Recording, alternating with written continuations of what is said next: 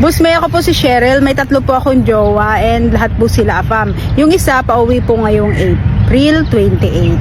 Ano po ang dapat kong gawin sa dalawa? Kasi lahat sila ay nagsisend sa akin ng pera, monthly allowance. At sila rin po ang nagbabayad ng aking apartment. Hote, ang gahaman mo! Ang gahaman mo! Promise! Ibigay mo na lang sa akin yung dalawa.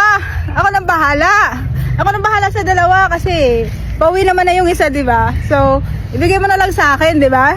Total, friend naman na tayo ngayon. Naghanap din kasi ako ng AFAM. Hindi, joke lang. Ito, seryoso usapan Kaya siguro ang mga AFAM nagagalit sa mga Pilipina or nawawala ng tiwala sa mga Pilipina dahil yan sa pinagagawa nyo. May jowa na kayo, dinadagdagan nyo pa. Kung ako sa'yo, dagdagan mo pa. Baka kulang yan. Mag-kolekta ka pa. Mapapasana all na lang talaga ako sa ganda mo, ate. Wow, nakasungkit na 3 AFAM at lahat yon pinipirahan mo.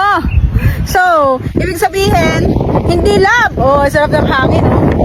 Hindi love yung yung hinahanap mo, kundi yung pera, di ba? So, nandun na tayo na don't settle for less. Lagi ko naman yan sinasabi. Pero hindi naman ganyan natin na may jowa ka ng isa, dadagdagan mo pa.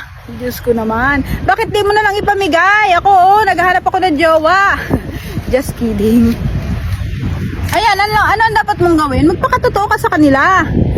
I-break mo yung dalawa kung sino sa 3 yung alam mo na mahal mo at gusto mo nang seryosohin at lumagay sa tahimik na pamumuhay kasama ng iyong jowawers. I-give up mo yung dalawa, huwag yung pinagsasabay-sabay mo yung 3. Paano kung sabay-sabay yan umuwi? Di problemado ka ngayon.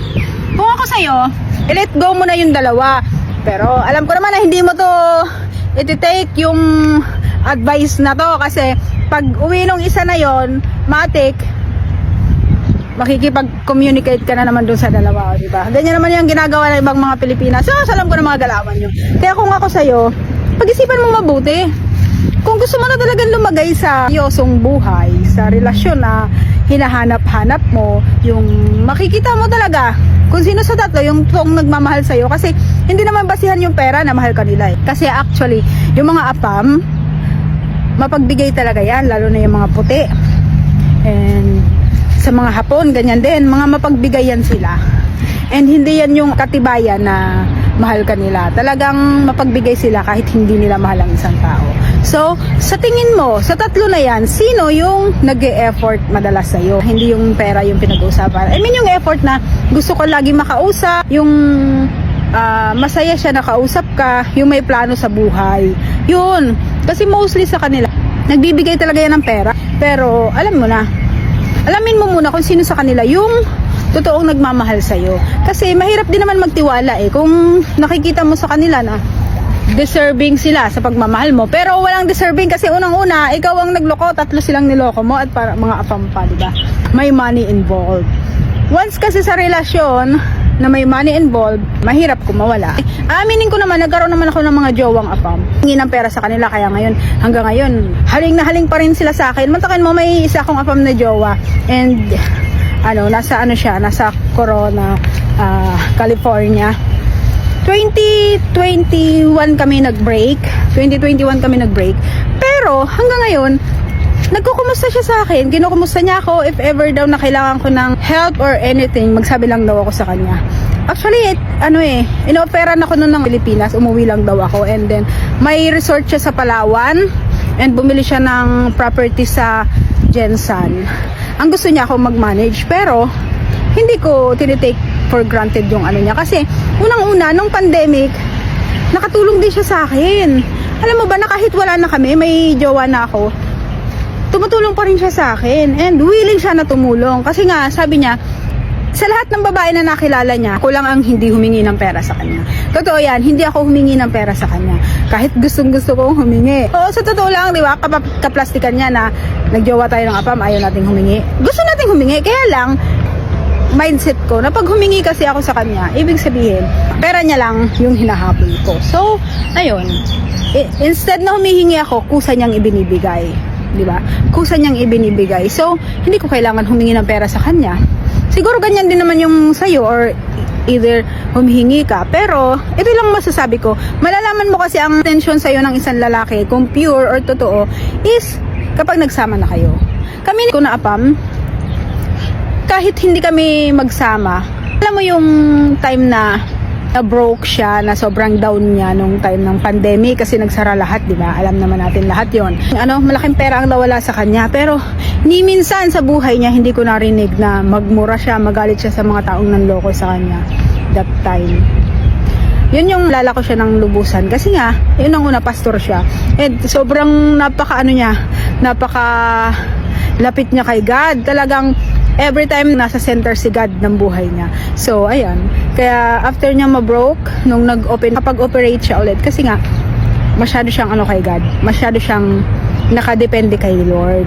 Lahat ng tao kasi sasabihin nila, bakit may kilala akong ganito, malapit kay Lord, pero ang iba kasi pakitang tao. Pero siya, never mo siya makikita na nagpo-post ng kahit ano sa social media accounts niya about kay God. Pero, nasa puso niya si Lord. So, hindi siya pakitang tao. And then, ayun nga, pastor nga siya. And malalaman mo, hindi talaga siya marunong magalit. Yung ex ko, hindi talaga siya marunong magalit. Though pinagpalit ko siya, 'di ba? Nagjowa akong tibo. Tapos sinabi ko sa kanya, alam mo kung ano, sinabi niya sa akin na it's okay, sabi niya, as long as you are happy. Sabi niya, I am with it. Ayan. Basta, sabi niya, we can be a good friends naman. If you need anything, if you need help, just call me. Tutulungan kita. Ganun siya sa akin. Kaya kahit may problema ako ngayon, hindi talaga ako umaano sa kanya. Nagtatanong siya minsan, are you okay? Are you like that? Lagi ko sinasabing okay, kasi pag sinabi kong hindi, ayan, matik yan. And then, ayun nga, kasi alam niya yung Gcash ko. And, basta yan yung sinasabi ko sa'yo, di ba? Na, kung alam mo na seryoso ka sa isang tao, pero para sa akin kasi hindi ka seryoso wala ka pang siniseryoso sa kanila. Kasi kung seryoso ka, isa man sa kanila, hindi ka magdadagdag ng jowa. Kasi tayong mga babae or lalaki man yan, kapag nagseryoso sa isang tao, seryoso talaga, di ba? Yan ngayon sinasabing, kahit paligiran mo ako ng maraming lalaki, pag ikaw ang mahal ko, ikaw lang ang mahal ko, ikaw lang ang pipiliin ko. Ganun yun. So, ibig sabihin yan, marami kang jowa, 3, kasi more than 1, marami na yan. So, ibig sabihin yan, hindi ka seryoso, isa man sa kanila. So, for me, pag-isipan mo lahat ng bagay, di ba? Kasi karma is real, di ba? Sabi nga nila, kapag kinarma ka, paano kung mawala sa'yo lahat? Diba? Ano lang tayo, pair lang tayo sa lahat ng tao na nakakasalamuhan natin. Kasi, kahit anong gawin natin, gumawa tayo ng masama, gumawa tayo ng mabuti, may dobling balik yan sa atin. So, ayan. Kung sa tingin mo is mahal mo ang isa sa kanila, so doon ka magstay sa kanya.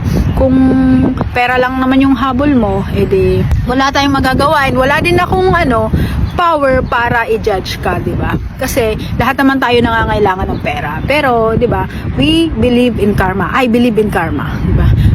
Kasi napagdaanan ko na yan. Hindi lang naman ikaw yung naging manloloko, di ba? Pinagdaanan ko na yan. Niloko ko rin si Apam. Pero, ang nangyari naman kasi sa akin, pagdating ko ng Pilipinas, nagka-jowa ako. Pero, hindi ko sila pinagsabay. Talagang brinay ko si Apam 2 days. Ayan. Parang gano'n na nga. Kasi mabilis lang 2 days, brinay ko si Apam. After 2 days, nagka-jowa ako. Kasi nga, gusto ko na yung magiging jowa ko. And mas pinili ko siya.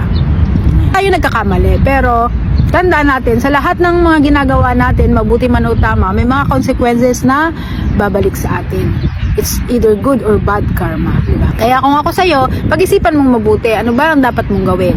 Kasi ikaw lang sa sarili mo kung ano ang dapat mong gawin. Kasi hindi kami yung magdidikta sa buhay mo. Kasi kahit magsabi kami ng mga mang payo sa'yo, kapag hindi mo sinunod, kahit magbigay man kami ng payo sa'yo, kahit sino mang tao, kapag hindi mo sinunod, wala rin kami magagawa, di ba? Kasi ikaw rin naman ang magdidikta sa sarili mo, hindi kami. Ayan. Pero payo ko sa'yo, if you believe in karma, huwag kang matutuwa sa ginagawa mo. Kasi karma is real na, di ba? May pananagutan tayo sa ginagawa nating mabuti o masama man. Sinasabi ko yan sa'yo kasi pinagdaanan ko yan. Sinasabi na perfecto ang buhay ko kasi marami rin akong pagkakamali sa buhay na pinagsisisihan ko ngayon kasi ang mabibigat na problema. Pero, I trust in God naman. Diba? I trust in God fully. So, kahit humingi ako ng tawad sa Kanya, matik yan, pagdadaanan ko yung karma na ginawa ko sa ibang tao kasi nga, para malaman ko kung gaano kasakit yung ginawa ko. Ayan. Diba? Lahat tayo dadaan ng karma. Halimbawa, nagloko tayo, niloko natin ng isang tao, sinakta natin ng isang tao. Sa una, masaya tayo kapag nakakilala tayo ng iba. Pero dadaan tayo ng doble sa pot at sakit na pinagdaanan nila. Alam mo kung bakit? Kasi paparanas ng karma sa atin yung ipinaranas natin sa ibang tao, doble or triple nun. Kaya 'di ba, think twice sa lahat ng ating ginagawa. Hindi dahil masaya tayo ngayon, namamayagpag tayo ngayon, hindi dahil mapera tayo ngayon is nasa sa atin ang kasiyahan. May mga sarili tayong time para sinilin ng ating karma. And ayan, that's all for today's video. Sana maliwanagan ka na mali yung ginagawa mo.